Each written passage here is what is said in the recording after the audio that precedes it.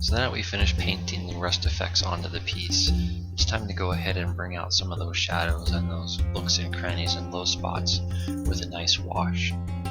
So I usually mix up my washes in these little 2 fluid ounce paint bottles, and the first thing I put in there is matte medium. You're going to do about 25% matte medium, and then top off the rest with flow improver.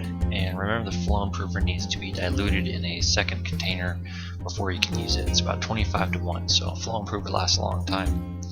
And the final ingredient will be black ink. For this I use 50 drops per 2 ounces of wash. This will be a very light bodied wash, so you don't have to worry about this ruining the paint job you have so far. It really should flow off of those flat surfaces and only go down into the cracks. Before we can apply the wash, we need to cover the terrain piece with a clear lacquer. The best lacquer for this is the Tester's Dull Coat. Unfortunately, it's also one of the most expensive ones out there, but nothing else I've tried gives it the same effect as the Dull Coat. So I advise you spend a little extra money and go for the Dull Coat. This is an example of what happens when you don't use the Dull Coat. As you can see, the wash will bead up and it gives you almost a cheetah pattern. Well, I think I can use this in the future for some cool pieces. It just doesn't work for the effect that we're looking for on this terrain piece for the rust effect. When you start to apply the wash, you want to make sure that you're always working with a wet edge.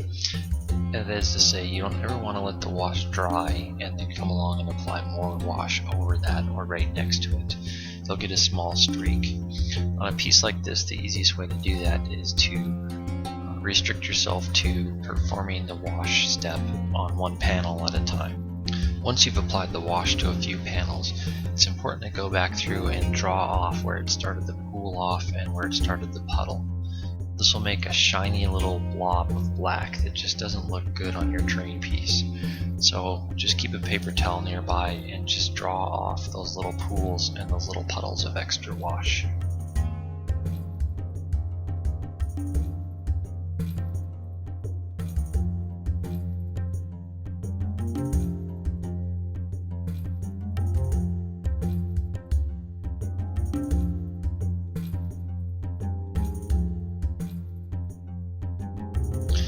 If the wash does pool up on you, this is the effect that you'll have. As you can see, you get these kind of ugly little black spots on the piece that don't quite look like shadows and they don't quite look like a weathered section. They're just kind of ugly. I'm not too worried about it here since we will be doing the chipped paint effect, so I'll just make sure that the paint covers these.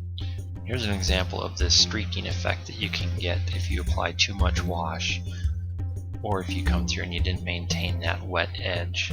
The wash will just kind of streak up on you, and it looks okay. Sometimes it'll look weathered, but most of the time it just doesn't quite fit in, so I would avoid it if you can. So this is the original video for this tutorial, and I made a big mistake when I made it. As you can see, I used a dirty cup. That cup that I'm putting the wash in has a lot of pigment left over from doing some other washes, and I was just kind of lazy and didn't find a new cup. The problem was that as I progressed through the piece, the pigments in the cup that were dried started to dissolve into the wash that I had, and I ended up with a very dark piece by the time it was finished.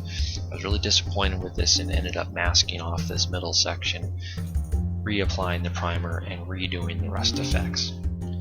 As we skip ahead in the build here, you can see that by the time I was finishing the wash, it was almost like motor oil and it was pooling up and it just didn't look very good. I was kind of busy with the camera and didn't notice until it was dried what the problem exactly was. So when you're doing this, one thing to make certain is that the wash doesn't have a big impact on the flat surfaces. When you're applying it, you want the wash to run into the nooks and the crannies and the low spots, and you don't want it to really change the color of the flat surfaces, or it'll really hinder that work you've done when you apply the paint for the rust effect. If you stick with the 50 drops per 2 ounces, you shouldn't run into this at all. But again, you might be using a different type of ink, so just keep an eye on it. You don't really want the wash to change the color of the terrain piece for the most part. You only want it to flow into those low spots and give you some shadows. So thanks for taking the time to watch the tutorial, and please subscribe.